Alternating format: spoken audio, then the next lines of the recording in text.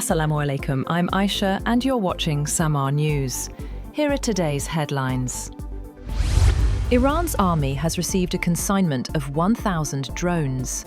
According to Tasnim news agency, the drones were delivered to several branches of the armed forces. Army Commander-in-Chief Amir Hatami said the delivery was part of preparations in view of potential threats.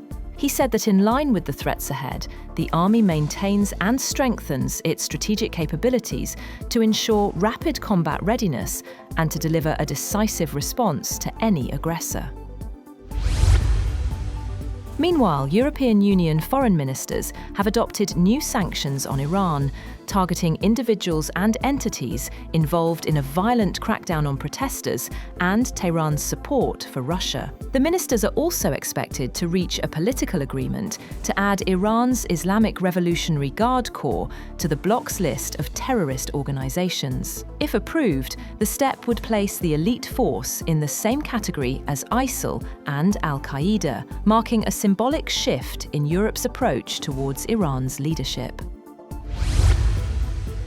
US President Donald Trump is reportedly considering targeted strikes against Iranian security forces and leadership to encourage renewed protests, according to multiple US sources, even as Israeli and Arab officials caution that airstrikes alone are unlikely to topple the clerical regime. Trump's advisors have discussed options ranging from limited strikes on commanders and institutions responsible for suppressing nationwide protests to larger attacks on ballistic missile sites and nuclear enrichment facilities. Sources say no final decision has been made, though a US aircraft carrier and accompanying warships in the Middle East have expanded military capabilities in the region. Israeli and Arab officials expressed concern that such strikes could backfire. Russian President Vladimir Putin says Moscow is closely monitoring the situation in Iran and wants to discuss it with the United Arab Emirates. He made the remarks at the start of his talks with UAE's President Mohammed bin Zayed Al Nahyan. Earlier, the Kremlin warned that military action against Tehran could destabilize the region, following US calls for Iran to negotiate a new nuclear deal. Chief of Defense Forces Field Marshal Asim Munir says the Pakistan Armed Forces are rapidly adopting modern technology and innovation to meet evolving battlefield challenges during his visit to Bahawalpur garrison. He stressed adaptability, indigenization, and local preparedness, witnessed the Steadfast Resolve exercise, featuring drones, electronic warfare, and modern command systems, and reaffirmed the military's readiness to defend Pakistan's sovereignty.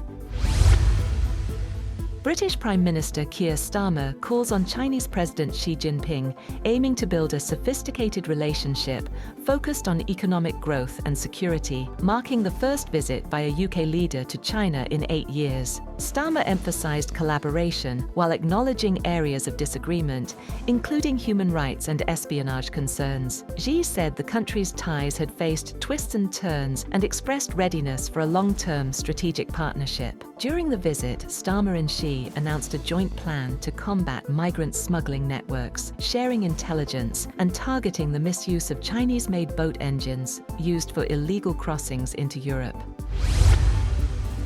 China's defense ministry says attempts to contain or block China are bound to fail, urging the United States to stop exaggerating what it called a China military threat. The remarks came after Washington released its 2026 defense strategy, with Beijing saying it supports dialogue but will firmly defend its core interests. A small passenger plane crashed in northeast Colombia on Wednesday, killing all 15 people on board, including a local lawmaker and a congressional candidate, authorities said. The Beechcraft 1900 twin-engined turboprop, operated by state airline Satena, departed before noon from Cucuta on a short flight to Ocaña. Contact with air traffic control was lost 12 minutes into the flight, and the wreckage was later found in a rural mountainous area near the Venezuela border. Among the dead were lawmaker Diogenes Quintero, who represented victims of Colombia's long internal conflict, and Carlos Salcedo, a candidate in March's elections. Rescue teams confirmed there were no survivors, and authorities have launched an investigation into the cause of the crash.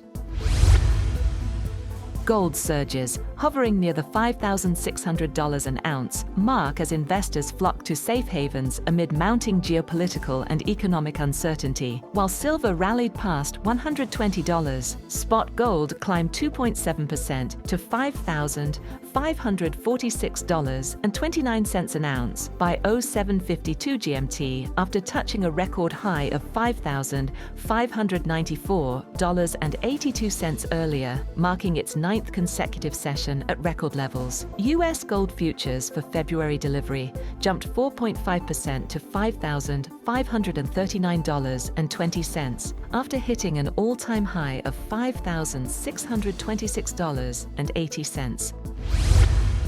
That's all for now. For more updates, visit www.samaa.tv. Thank you for watching Samaa News.